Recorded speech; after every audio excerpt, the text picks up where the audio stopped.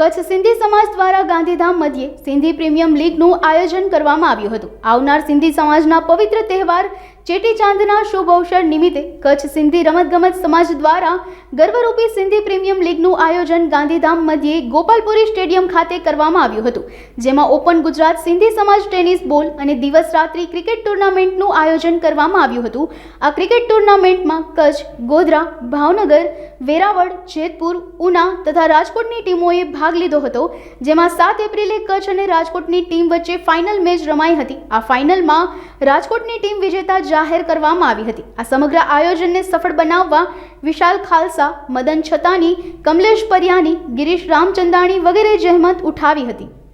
ये प्रोग्राम जो है कच्छ सिंधी समाज द्वारा आयोजित रखा गया है और इसमें केवल और मात्र सिंधी समाज के ही बच्चे खेल रहे हैं और इस प्रतियोगिता में पूरे गुजरात से टीम आई है, जैसे कि राजकोट है, वेरावल है, भावनगर है, ऊना है और जेतपुर है और कच्छ की 2 टीम है ए और बी, जिसके स्पॉन्सर ऑर्गेनाइजर थे शशिकांत भाई धनवानी जी और भरत भाई राजानी जी।